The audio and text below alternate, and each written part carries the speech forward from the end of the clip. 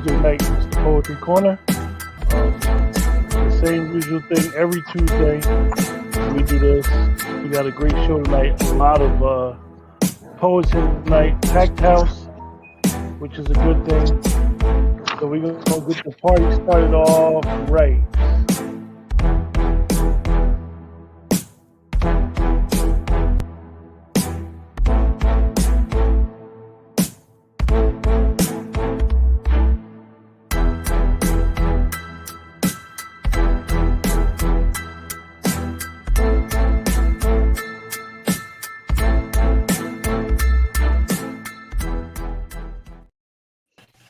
Good evening. Welcome, everyone. It's Tuesday night. And as we always say, it's Poetry Corner night. Got a great night in store for tonight. All four of the poets tonight are published authors. So we'll get into what we do every night, which is every Tuesday, which is poetry. I have some questions in regard to authorship and some of the pitfalls and some of the obstacles along the way. King Atterbury has written 15 poetry. It's an experience when it comes to poetry. So I'm quite sure he can give myself and these young ladies some insight. And we have some recurring poets that's been here before. As usual, Zena and Dee, they're here. And we're going to welcome our very first time meeting Sublime Love. She's from out of Boston. We're dealing with Yankees right now. Welcome to the show. Thank you. It's a pleasure to be here. Thank you for having me. Well, tell us a little bit about yourself outside of being just from Boston, which I might have spoiled. No, it's okay. I'm Sublime Love. I renamed myself for the stage back in 2012 when I began to perform more often and memorize my work. Sublime means supreme outstanding, and I spell love L-U-V to signify revolutionary love. So that's love for Black people, oppressed people, queer people, trans people, disabled people, people that are, the most oppressed by society. So we all need revolutionary love today. So that's why I have a little twist on the love. And Okay. Like I said, my little tagline really for my poetry is the Audre Lorde quote, as the personal is political. So I talk a lot about my identity, my history, but the personal is always political. So a lot of folks can always relate to it. So yeah, do you just I can just get into it. You want me to? No. I want to ask you a couple questions. Okay, go ahead. How long have you been writing poetry? Since I was a kid, really, since I could really write and form sentences. I had a journal that was gifted to me in 5th grade. I was 10. And as I was writing journal entries, poetry just started to form kind of naturally. I remember sharing a poem with my mother about 14. I shared it with her. She didn't believe I wrote it. But then even before that, I had about 11 or 12, my mom had a big event that she wanted me to do something for. So I memorized Maya Angelou's And Still I Rise. So that was actually my first spoken word performance. I just didn't know that yet at 11 or 12, but I was always inspired by poetry. And I think maybe that's why it flowed naturally out of me. But a lot of people at that young didn't believe that I was writing what I was writing. So I thought, oh, maybe I'm good if people don't believe that it's me, Well, that's good. Who's your favorite poet? Oh God, that's hard. I'd have to go with Nikki Giovanni, just offer it. I'd have to go with Nikki Giovanni. Ego Tripping, her poem Ego Tripping, it hits. Always and forever. and Dee and Edwina is laughing because they both said the same thing, I think, when I asked both of them. Oh, Nikki really? Giovanni, yeah. Yes. Nikki Giovanni for the win. Top 3, yep. Yeah. So, without further ado, you could be our leadoff hitter for the night. All righty, I'm just going to get into a little intro and come with it. So, when they see me coming, they know it's me. I walk, talk, and breathe poetry. In the beginning was the word, and it was me. Infinite love, truth, and justice. Yeah, they all lust this long to bust with my energy, not understanding the supreme synergy. Who is God? You guys have to be ready for this. This is called Who is God? You ready? All right. Who is God? The black woman is God.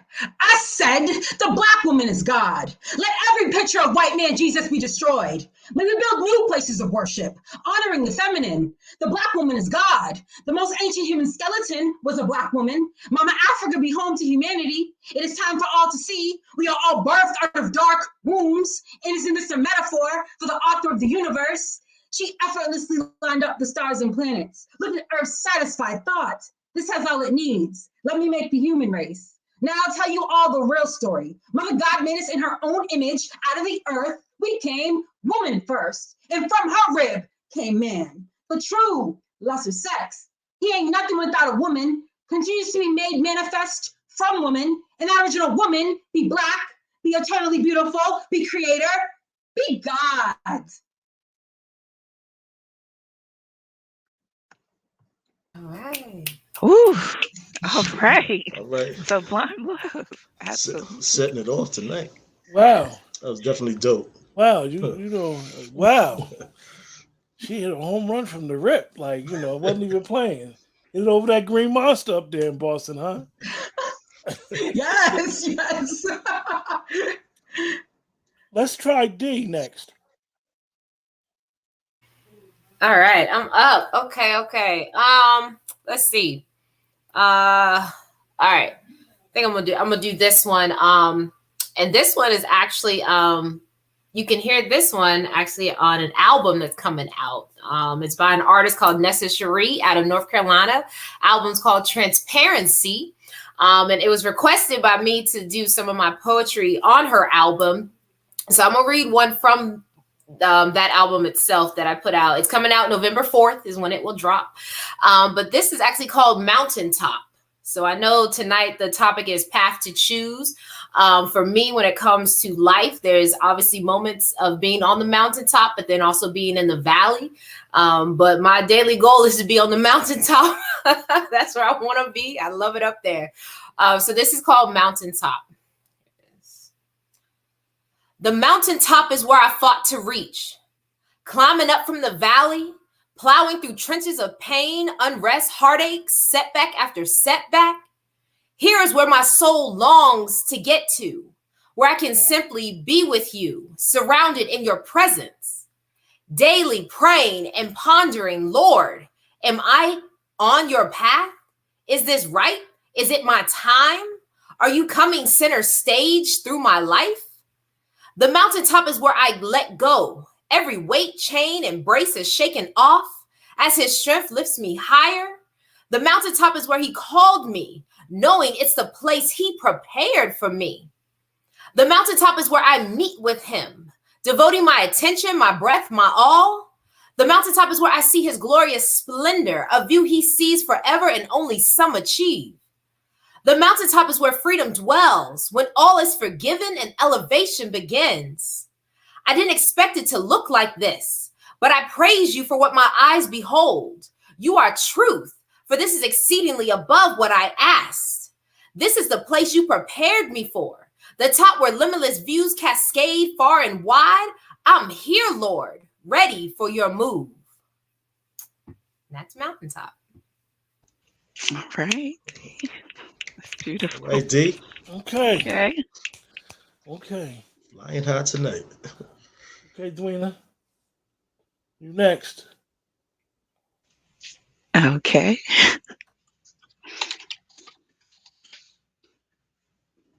All right. This is a poem called Rock Rose. It is in you, beneath that need to grow, past what you see and beyond what you know. You've got what it takes to get on the road. You're strong enough, my sweetest rock rose. It is in you. It's standing in front of your nose. Some of us don't need a whole lot to grow. Just do what you do. You know what you know. Oblige in your chaos, my rugged rock rose. It is in you. You don't need a whole lot to shine. Your own DNA holds a spark of divine. It's why no matter how hostile the road, you keep on going, my dearest rock rose. Look at you. Look what comes of scrappy scrubs. When you refuse the stone and you show up in love. You got this. Show up and glow how you glow. Your story needs telling. My cherished rock rose, it is in you. Show up graciously in full bloom. You're the bringer of beauty. You light up the room. Don't doubt it. Be not troubled by those that don't know. Your light force, eternal, immaculate rose. Look at you. Just look at how far you have come. You know that these stones won't be the only ones. Rise up your arms like you're lifting the sun. Becoming is appreciating what you've become. You got this. Take this life by the horns. You weren't born just like them, but you were born. You make up an existence in your present form. Take up your torch and put down the norms. You got this. Don't you feel it, you powerful soul? You built for the bullies. You rocked and you rose. You rose from the concrete, the cracks in the road. You're one tough cookie, my dearest rock rose. Poem. Thank you. Yes. Okay, Okay. Drina. Okay, I King, rose. they don't get jumped. You're getting jumped tonight, King. You're the only male poet on the platform tonight, cuz you gonna be all right. I guess so. So good. Yeah. All right. This is a piece I title It's an Honor. Black is love. Black is care. Black is awareness. Black is compassion. Black is knowledge of self. Black is self respect. Black is hope that stay alive. Black is the motivation to survive and rise. Black is the feeling to elevate from the low emotion of hurt. Black is complete control to become better in a weak state of mind. Black is my people that overcome the oppression. Black is unity. Black is beautiful. Black is support for our brothers and sisters. Black is the power of peace and equality. Black is the foundation to build from the ground up. Black is the potential to create amongst the masses. Black is the welcome of a hug and a handshake. Black is success. Black is to see through the facade of falsehood. Black is the movement. Black is the story of our ancestors. King. All right now. I love that. Thank you. Cuz when you wrote that, Joe, Huh? when you wrote that, Last week. okay, great. You guys all did great. If we want to say that's round one, that was beautiful poetry by you guys. But I want to ask, we're gonna talk about you guys being published authors. In reference to, I have a couple questions that I'm asking you for you guys' benefit, as well as people in the chat that may be authors. And King, because you're on your 15th book, and that's an accomplishment within itself. What are some of the pitfalls with wanting to publish books? The pitfalls. I know I gain a lot of energy and momentum from meditating and praying. And also being a healthcare worker, I'm around different personalities and, having multiple conversations with people.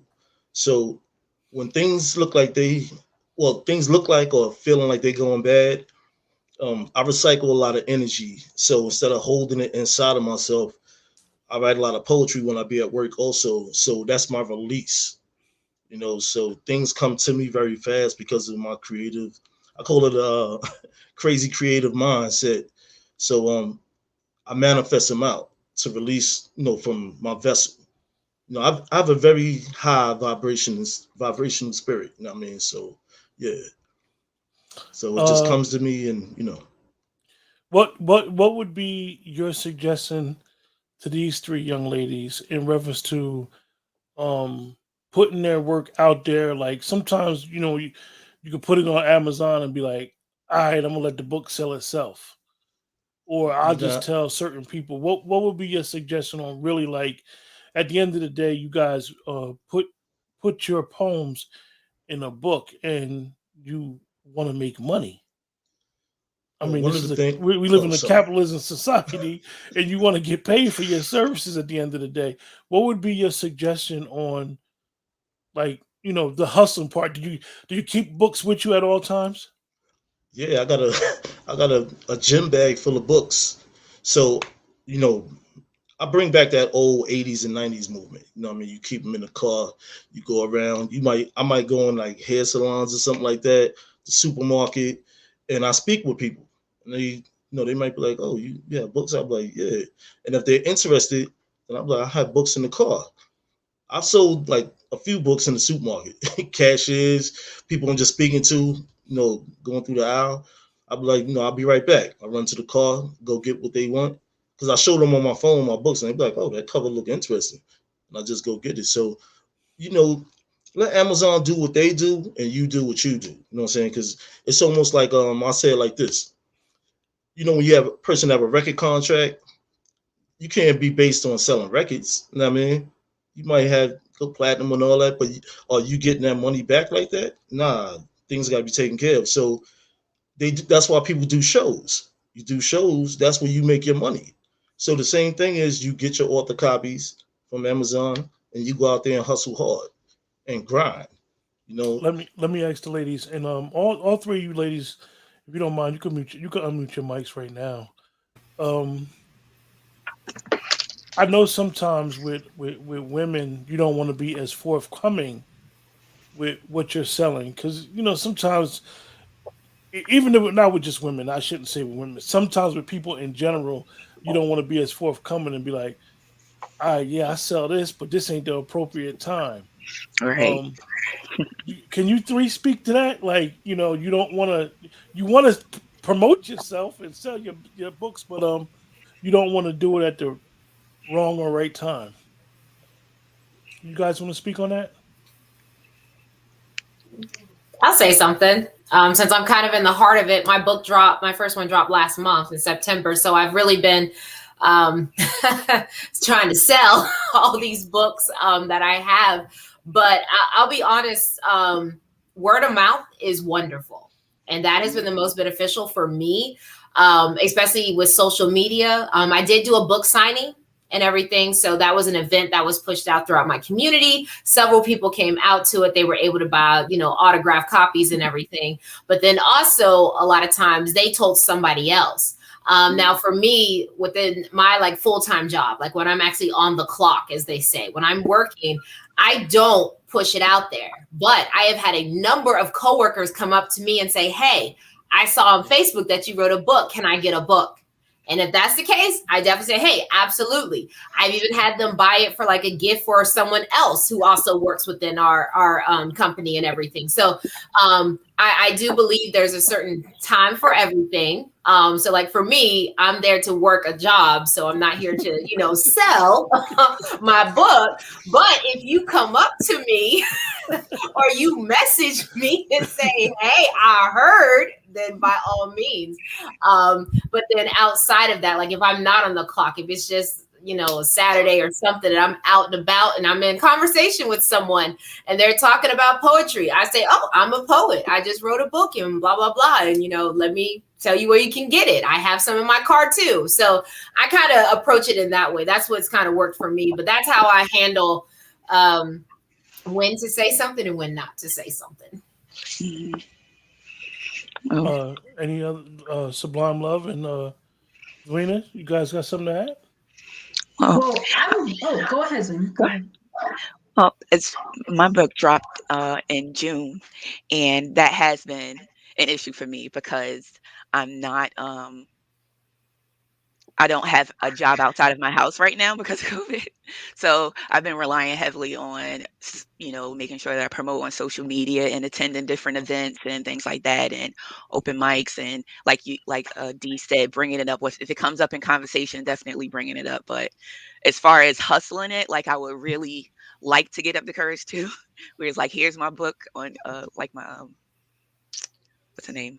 From Girlfriends. Did you watch the show Girlfriends? When Yeah. Maya published her book and she was an authoress and she hustled it hard. I'm like, I want to get on her level soon. But for this first one, that one was mostly for me and promoting it online because of everything with COVID and stuff has been. And also doing live events, which is something I never thought I would do. And it's been opening me up to a lot of different things too. I asked you guys in the chat to support these authors, as well as some you guys in the chat that are authors that I know. Yeah. You guys have a very you know, unique opportunity to support each other, as well as it's basically a subculture within itself. So if you could just word of mouth, yo, I know another poet who does this. They got an authored work, and just go from there. Even if it isn't just poetry, um, people that read like myself, I read a lot, so I actually keep books around me at all times. So I'm always having a new book. Somebody's always sending me something. I get a new book at least twice a week. So I'm always reading something. So never be afraid to promote your stuff. Sublime Love, you had something you wanted to say, young lady? Oh yeah, I was just saying. I have a chapbook right now, just a small book of poems that was published in 2015, but I still have a time. I got so many of them. So for me, as far as the time, I usually bring them to performances. I often ask, can I sell merch? Because I have t-shirts as well. I had a limited edition t-shirt. Actually, you guys heard Who Is God? So I had a t-shirt that said the Black woman is God on it. It didn't sell as much as I thought it would, because I think it is a pretty bold statement. So it wasn't as successful as I thought. So I made it like limited edition, but I was selling t-shirts and my chapbook. So I sell them during performances because people hear me and they're like, oh shit, I need to get this chapbook. So I feel like I sell myself through performing. And then I always have it on me at performances. That's a good idea. Well, I have a question. Sorry, since we're on this real quick, and I know Weena had mentioned she does,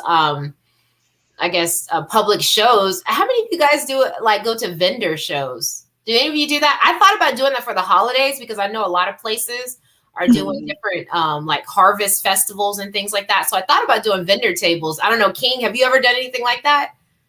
No, but I just recently found out that there's an open mic theater next to the supermarket where I live. One of my coworkers told me about it, because they was like, oh, I heard you write books and stuff. And I was like, so I checked it out. I contacted the lady today, so I'm going to see what that's all about. Right. Okay. I was just curious. I'm gonna give it a try this season. Just, why not? I used to do the vending thing years, many moons ago. With books, I don't think they would charge you that much to come in. But honestly, I used to buy a lot of books from vending events because I'm a reader. But that avenue is always great. I mean, even I know the weather's getting colder, but even when they have those quote unquote flea markets where you got to pay to get in at these high schools or these parks, and then you go in and you set up a table. I mean, if the weather's nice, it's nothing just to have a nice day. Even if you sell 1 or 2 books, you just having a nice day sitting there eating and just chatting. It's a good way to market yourself. Go ahead, Sublime Love. I just wanted to suggest too, if you're going to vend, definitely have other products besides books. Like, National Pen Company does really beautiful pens. Like, let me show you one. I don't know if you guys can see this, but it has my website on it. They're beautiful pens. They have this, stylus and but I could go on and on about where to get stuff at, but also like journals. You could get merch, like journals and pens, everything that you can associate with being a writer and a poet and a performer. I would always piggyback off that too, because you could sell it as a whole package. Like maybe my book can inspire you to write your own book or write your own entries, Right. Yeah, the question, Sublime Love, directly to you. Nicole asked, what does my book look like? Oh, it's literally just a self-published chapbook. So it's not, it doesn't have binding or anything. It basically, hold on 1 second. I can get it. Do you guys want me to get it? Go ahead. I think I can grab it. Hold on 1 second. And Julia said, you guys could check your urban book events in your town. So this is hold on 1 second, Sublime. D. Oh, sorry. I know a lot of people in your area. It's always something going on in your little little area. That's why I'm gonna do these, because I'm like, there's a lot, and I was gonna do kits because I design bookmarks that go with my book and everything like that. So yeah. That's what I do. Now, go ahead, Sublime Love. Oh, I was just physically showing it. It's just Roar of a Lioness, with a beautiful Black woman with an afro. Poetry by Sublime Love. And I actually have a visual chapbook though. This is an old, chapbook from from 2015, but I have a visual chapbook. It's on YouTube. It's called War of the Lioness, Philosophy for the Queens. So it's a lot of my personal as political poems set to visuals. So I think. Great. Well, you could give us another poem if you'd like. All righty, I would love to. So I really hate the fact that this poem stays relevant. There's consistent murders of Black bodies by police. So this was my response to it. I wrote this around the time of Trayvon Martin and, a few others around that time had been murdered by police or murdered by people with a police mindset, So this one is called Resurrection. For every dead Black body, I attempt a resurrection through poetry. May my words affirm our existence. The fact that we not only matter, we are divine. We are being hunted because they know this. They fear the fact that history always repeats itself. So let me tell you about our wealth, how we had empires. The richest human being in the history of time was an African man, Mansa Musa. The Pope prays to a Black Madonna and child. They are but a diluted version of Aset and Haru. Feel this truth. God made man in his image. The most ancient human skeleton, Lucy, was found in Ethiopia. Let us rise from slumber. In this capitalistic society we are under, they have broken us off from waking. Love and hip-hop dreams we see, trying to gain celebrity, when it is us that rival stars. We charted the sky eons ago. They took our knowledge, called it their own, enslaved us and fed us lies. We are not the minority. The world majority are melanated peoples. God's running the churches and mosques, praying to white gods. I said God made man in his image. They fear history repeating itself. We are the wealth that created wealth. Now take my word for jewel in your open light. For every dead Black body, I attempt a resurrection. Wow. Beautiful. Wow. Oh. I want to come behind that.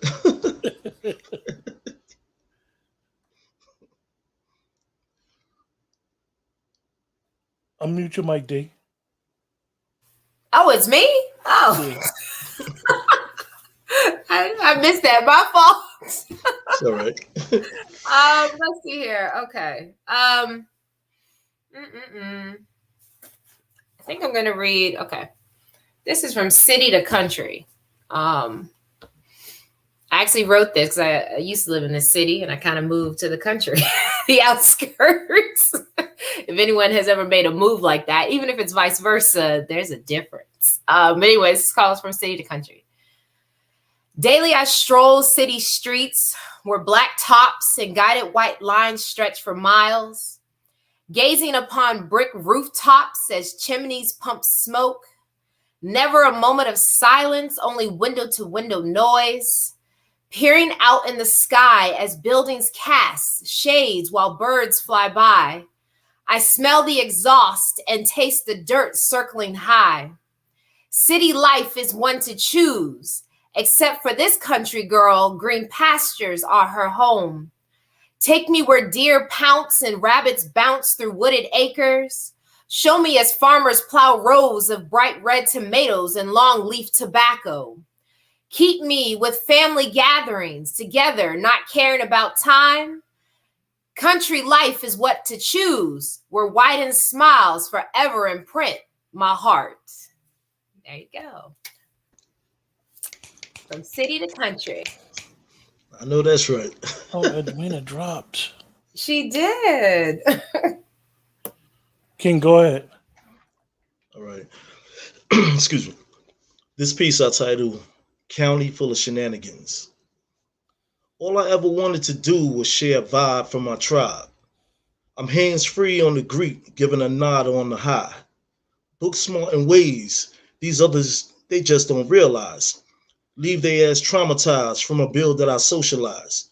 Intuition greater than it's ever been, no medicine. Call up your deacon when I'm speaking, also the reverend. At the choir singing, tell all the hush in the back row. Some people act like kinfolk, no chorus, here's my outro. Pray for Lady Luck because of what she give me when I'm empty. It damn sure ain't sympathy, love shown when I'm hungry. Mother Nature killed me, Father Time brought me back. What's your drug of choice, that white flower? Black don't crack. Keep my shoulders clean, invite a feature to a nice piece. Beware of stares from ice queens living lollipop dreams. Keep your bag of now laters, plus them stupid party favors. Rather chill with the traitors because they bond with the haters. King. Well, y'all in y'all bag tonight. Y'all in y'all bag Thank tonight. you. Y'all, you know, anteed up tonight. So, King, Yes. I have another. When say like you wrote book 6 and it's not doing well, it kind of bombed. I mean, it's your work. You appreciate you know what you put into it, and it bombed. What made you write the next book? What made you not give up? It's not really about the book sales with me because it's more like a hobby. It's an energy. Each book that I have has a certain energy from me, my personal experience, my life, you know. So I'm the type of person when I learn something, I move on to the next.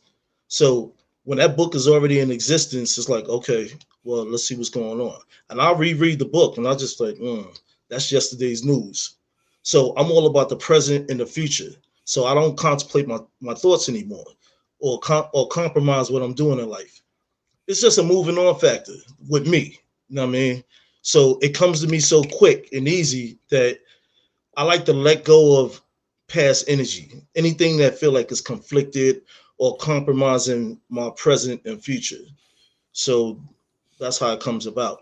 But I'll look and check things out. But like I said, I got a lot of my books, even the old ones, and I'll speak to people and tell them about it. Be like, well, this is this what happened, and along this period of time, because you figure the first book was 2017, so it's just life. D, I want to ask you a question, D. Yes. February be here before you know it. You said you're gonna do something in February again. Did you have your pinch me moment yet? Like, I'm really a published author, and now I'm working on book 2. Like, Oh explain my that. goodness. Yes, I did have that pinch me moment. And it was actually, so it wasn't once I wrote the book, once it was published, and Amazon said, hey, it's finalized, it's active, it's live online. It was literally, I think the first time was someone asked me, outside my family, they asked me, they're like, hey, I want to get your book. I didn't know you were an author. And it was like, oh my goodness, I'm an author. Like, it was something I literally had wanted for so long in my life. And, I put it off. I kept putting it off because I could have started publishing, years ago, but I just came up with every excuse you could possibly think of. Don't have time for it. No one's going to read this. Like, I went through all of that. And then finally when it came out, but yeah, that was my pinch me moment when someone outside my family had asked it. It was like, okay, it's here. I'm an author. So that's still shocking at times. And I was telling someone who had recently published my book, actually ran into them in the store, and they were telling me about them reading it. And I told them I actually go back and read my book too. I know it's kind of, I don't know if you guys read your books, but I actually go back and read my book, not even for like a critical aspect, but literally just like, oh, I wonder, what kind of season am I in? How is this affecting me now? But yes, February is around the corner, so I'm already working on finalizing my manuscript that's going to come out, the new book that's going to come out. It's dealing with reverencing God.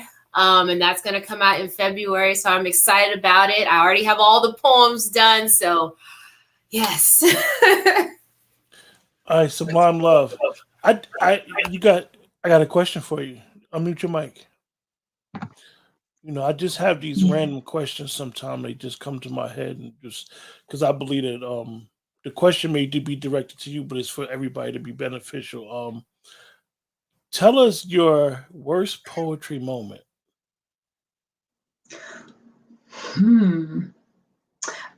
So I would say probably because I had not evolved in my consciousness when I first started writing. So I had this poem called like light, bright, damn near white. And I was complaining about being light skinned, which is complete trash, complete trash.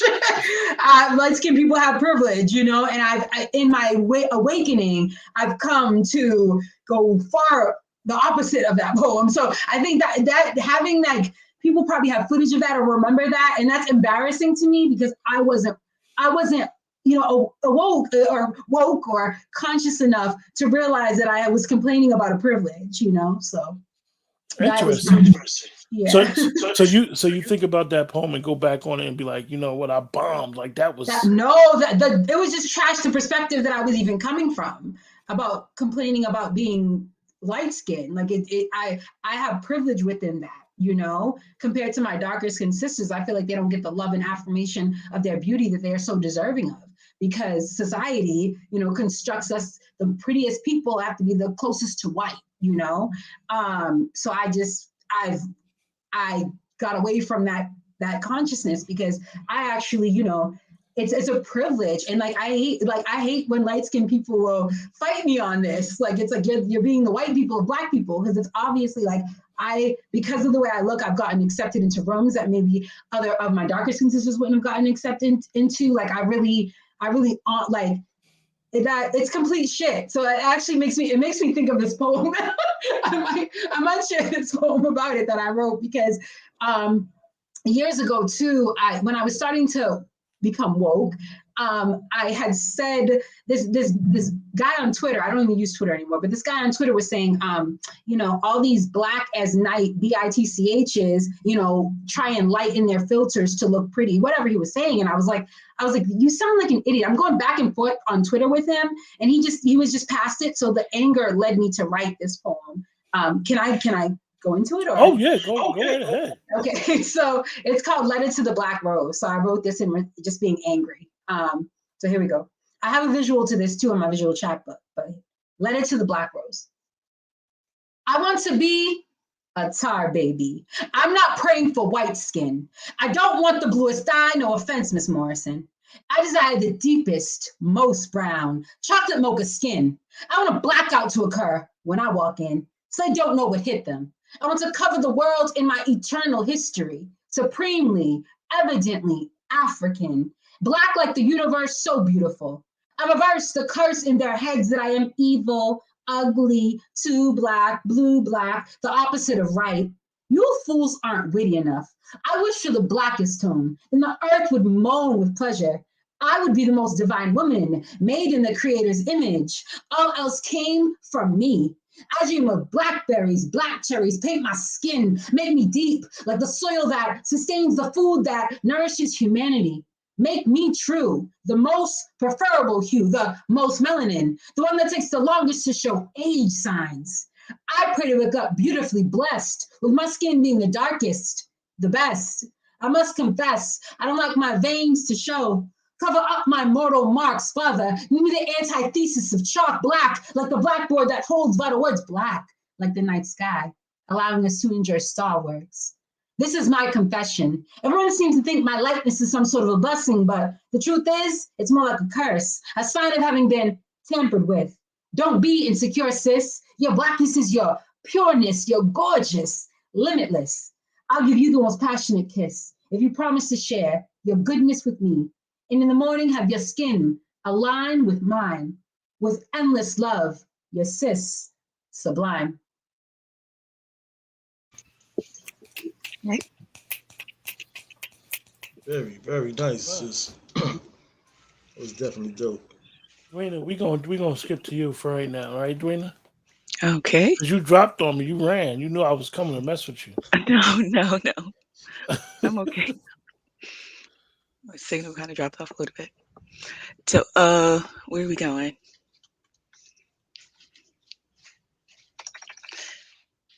There was a question that you asked before I dropped off that I wanted to readdress, but I can't quite remember what it is. Was it not giving up? I asked King the question. I said if I asked him about his book, if book 6 didn't do well and then go on to 7, like why he didn't give up. Might have been somewhere in there, but I just feel like, and also a part of what I was just picking from as everyone was talking that I heard, I'm kind of like And it's something that Sublime was saying about entering a different phase in your life and reflecting back on the things that you wrote in the past. And for me, that little is kind of forming a bit of a kind of a crisis of conscience, if you will. You know what I mean? It's like, I'm who am I defending now? Because your voice and what you're writing should should mean something. You should, when you speak, the words that you write, this they're like spells. You are speaking things into existence when you write them. So I'm like, before I was writing from a place of hurt and bitterness and anger, and now I'm in a phase of kind of just accepting certain things that have come about in my life as I've grown. And so it's changed my perspective on what I would like to write about and what the point that I would like to get across.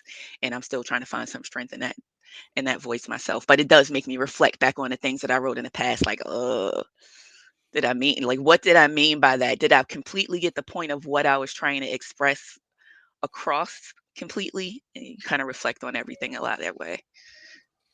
Let So me that ask you was guys one a of the things. question. I got a question for all four of you guys. Okay. Um, you guys started out poetry was in a different place. I'm not telling you guys ages, but poetry art was in a different place, and we're in a different world today. So to say, a different age where censorship is prevalent. Um, how do you guys feel about, and all four of y'all, I need some input from. How do you guys feel about artistic freedom? Do you think that the artist has the right to express themselves as long as they're not hurting everyone, or they should be cautious, or they should be censored?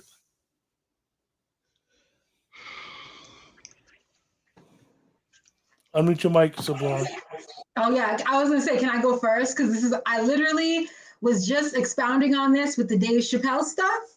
I feel like when you're an artist, comedian, you have great influence, right? I feel like with influence comes power. Fame is power, and that's influence. So I feel like you have a responsibility with being an influencer because you're influencing thought, you're influencing culture, right? So I feel like the artist has a responsibility, comedian, artist, famous person, to honestly just think about what they're saying, right? And just, it's not about censorship, it's just about understanding your level of influence, right? And maybe thinking a little bit deeper before you say certain things. So I just feel like even with my, like, I'm locally famous, not even to be cocky. I performed a lot in my city, so I have this level of local fame. But now, if I just got up and, like, for example, said my light, bright, damn near white poem, and today, if I'm saying that poem, complaining about being light skinned, well, then someone has the right to criticize me,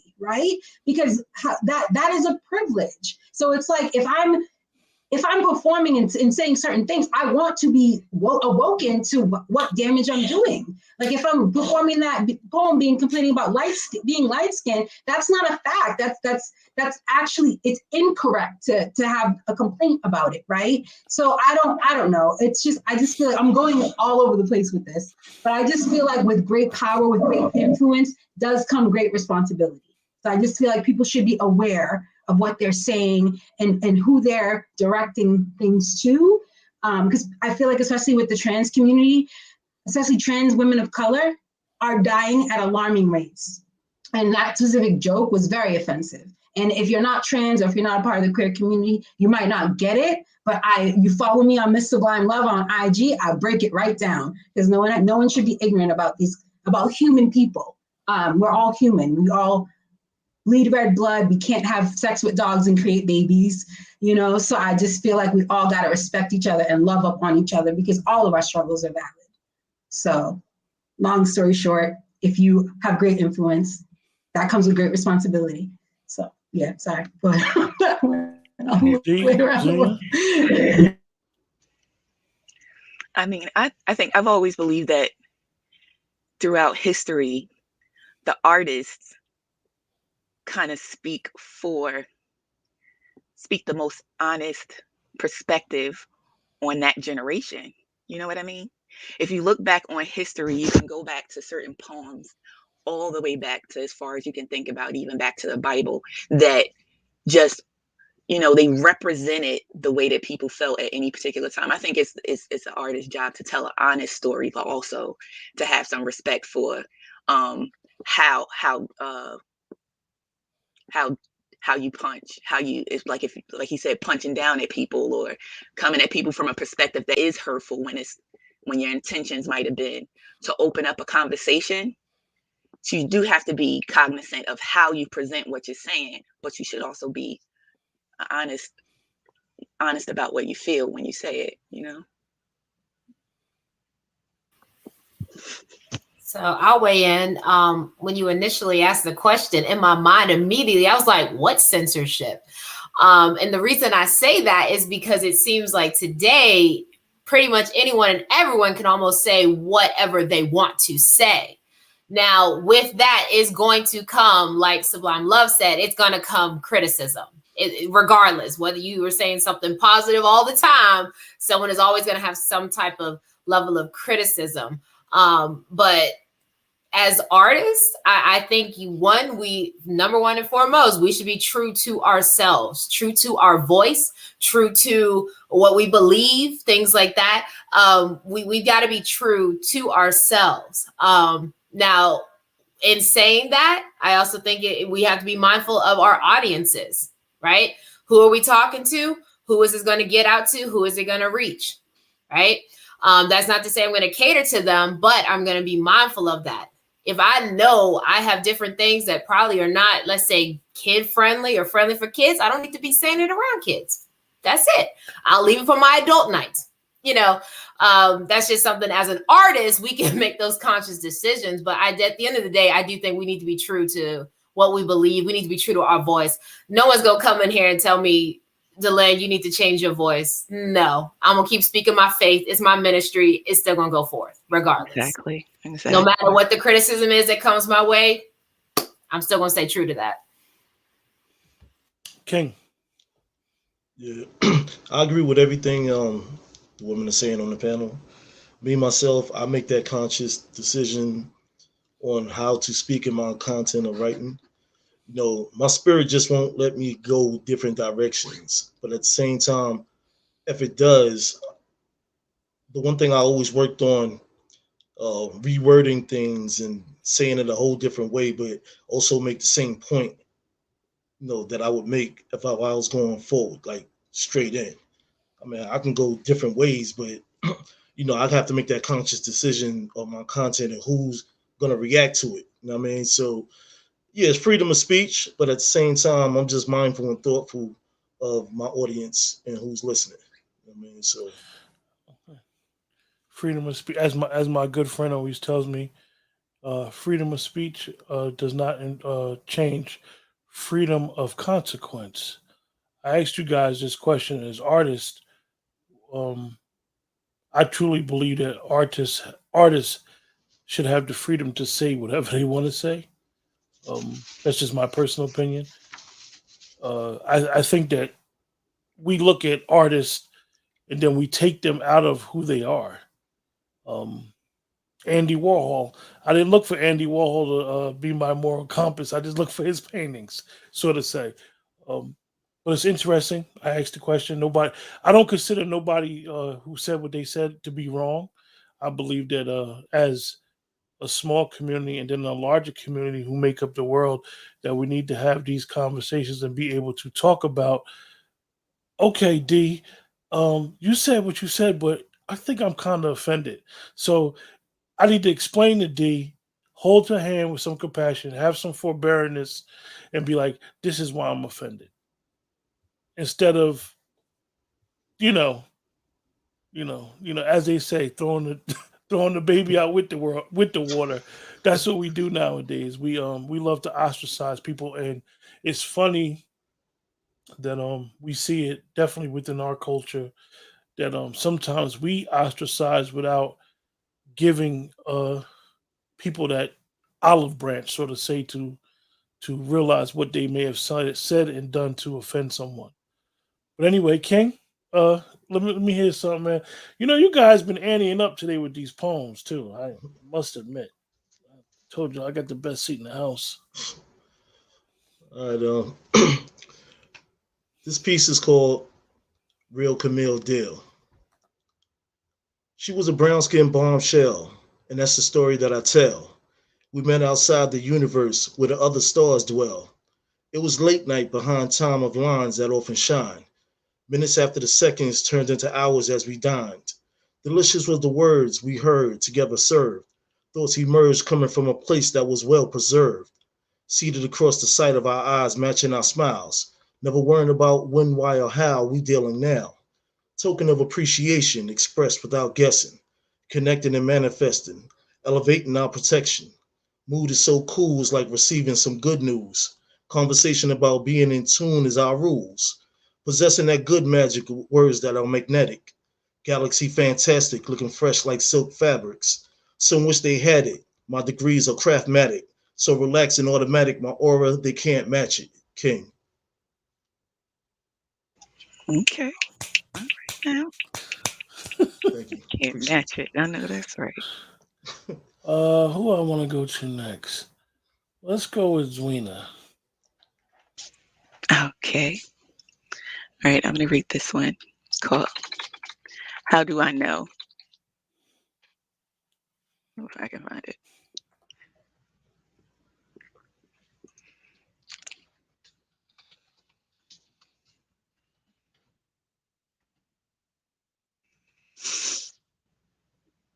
All right.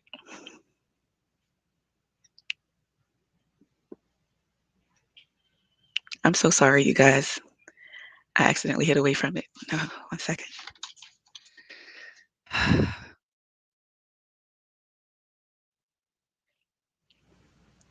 You want to come back to me? I'm so sorry. I lost my... Something is wrong. Sublime Love, go ahead. Zwina, we'll be back, Zwina. Sublime Love, unmute your mic. Yep, I'm here. I'm gonna half perform, half read because you guys actually inspired me. This is, like I said, this came out in 2015, but I feel like it's a vibe. I'm gonna share it. It's called Underneath. So I know like the first half and the second half I'm gonna read. All right. Okay, here we go. Y'all ready? Okay, Underneath. Do not, I repeat, don't let this feminine exterior fool you. Centuries ago, I was the whisper, the quiet hush, and Nat Turner's ears that said, it is time, rise. I was the scissors that circumcised your great-great-granddaddy, the hands that molded his boyhood, sculpted him into the proper man for his wife, your grandma. I was the shooting star that the Harlem Renaissance writers gazed up at upon their first meeting. I am the sleeping giant among all men. Heaven sent masculinity, yes, wrapped up in me, sweet candy. I am the striving balance of the initiator and the nurturer, the calm and the storm, the palm of Vietnam vets, the feet of gangsters when it's time to dip set. Your queen, laying on satin sheets wet, soaking them with her anticipation. I am the shadow that lies on top of her, smoothly penetrating. Allah, God, Jehovah, Shaitan, Devil, Leviathan, the beat of drums, the march of revolutionaries going ever on, refreshing and nourishing souls. She will speak to the king concerning the spirit existing in truth, not to be replaced by falsehood, levitating, opening doors, all you need and more. Adam and Eve, the last judge sent to hear all the final pleads, hard and soft, desiring to put this pen down, afraid yet anxious to hear the syllables, these words spoken aloud once I let it go. The hot summer sun and the bitterly cold winter's wind, the sinner and his sin, the anointed angel ready to fly, you, him, her, I, we exist together, all family under one sky, the truth before the lie. Do not, I repeat, don't let this feminine exterior fool you. Hey, all right now. We ain't gonna let no feminine exterior fool us tonight. You bringing the That's thunder. You right. sure your name ain't Thunder and Lightning? Dwayne, you ready? You That's found it? right. Yeah, I found it. I'm sorry about that. Go ahead, Dwayne. Okay, I found a different one. It's called Are You Happy? Are you happy? We throw flowers at the feet of a woman's grace and stone at the thrones that is her mistakes, questioning not what it takes to submit, but never to supplicate. So are you happy? I know you're strong. You know how to put your armor on. You know how to fight for what you want, even shadow boxing when you're all alone. But after all the fighting's done, are you even happy, hun? Are you? You, heart part purple, going heart part rose, going purple from bruise with moonlighter ventricles of kill or cure. She's capable. You, dutiful, showing up with the true a man could set his watch to, all stressed out and mad and cute. Are you happy here? Are you? Are you even asking? You, skin sun kissed the color of African ochre. You, highlighter of God's canvas in rouge. You, supple, full boosh, streaming beso, kiss the world with your magic, keeper of light force, slayer of dragons. Have you checked on you lately? Are you even happy? Can you even be in this space where tension is in your chest for everyone's fate? You are the glue that all holds on to. What do you have left to hold on to in this space left here for you when all is always up to you? And are you happy? I need you to want to be. I need you to want happiness more than the moment that now exists. I need you to see past all of this like a smoldering phoenix, master of your metaphysics. Your magic is meant for more than just healing those who cut you. Are you happy protecting yourself from his sword and protecting him from his just rewards? Like, girl, my clumsy ass just fell. Is it living in that living hell? I know you're tired and I know you're strong. And the answer is neither right nor wrong, but for a lifetime that lasts a moment long, ask if how you're spending your magic on is making you happy. Are you? It's left up to you to ask because you can literally sew your face into a mask, smile, embrace to see how your life turns out. They will throw flowers at the feet of your grace and stones at the thrones of your mistake with equal vigor. They'll make peace with the war and name you bitter. They throw flowers at the feet of a woman's grace and flowers at her on Mother's Day, maybe Valentine's or holidays, then drive you gray every other day till they're throwing flowers on your grave. Now, I'm not asking you to change how much you give or how you behave. I'm just asking you, for your sake, are you happy? Poem. Okay. All right. You found that piece, huh? You made sure you was gonna find that, huh? Go ahead, D. I'm up. All right. Let's see. I'm gonna do this, Paul. It's actually called Pep Talk. And this is my pep talk to myself. Literally. And this piece is actually kind of unfinished. I think there's more I want to do to it, but this is where it is right now in this stage. But it's called Pep Talk. Woman of God, you're beautiful. Fearless, not because you do not fear, but simply because his spirit cannot. Strong, mighty, and bright, he shines as a beacon through you. Though some may question who you are, you stand boldly and walk in grace, knowing exactly who you are and what you are created to do. Rise up and lift your sister. Speak into your brother, support him. Bond with the old and learn from the young. You have the opportunity to be great because greatness is designed for you. Defend yourself, hands up to protect. Armor on, battle strong. Mind guarded, Bible in hand. Prayers ready, spirit led. Know who you are and whom you belong. Woman, you are worth and worthy are you. And that's Pep Talk. Beautiful. All right, D. King closes out. All right. Excuse me. This is a piece I titled Feeling It. Standing on two towers of power, rejuvenated. For too long I waited with patience on revelation. Changed up my cadence because I finally made it.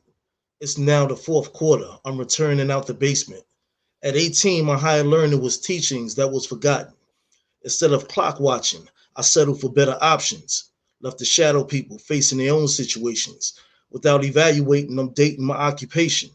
Found light that sent my aura glowing without energy. The other side of me exposed those offending me. protecting my inner being with the all-eye seeing, intuition powerful enough to read blank feelings. Any backdoor convo is not 100, probably weak funded by the insecure coming. Instigators running two lips just for kicks. Easy to check a snitch that be squealing behind a myth. Revenge of the ish, here's a conscious black fist, raised in the air till all my people get their wish. Word to the wise, me and my chick stay dormant. It's unconditional love that is birthed inside a stomach. King. Right now. Thank you. Well, that's a perfect way to close the show. You guys in the chat, thanks for joining these wonderful poets tonight. For the poets, how could anyone find out who you are? I mean, they might not be wanting to watch you guys on the Poetry Corner or don't know when you're going to come back on next. How could they find you? What's your social media? Who are you? Who is these people that we see? I'm Joel Washington Atterbury. You can find me on IG or Facebook. On IG, it's King Atterbury Inc. It's just King Atterbury 7. So that's where I'm at. All right, I'll go next. I'm Delyn. Yeah. Oh, sorry, Sublime.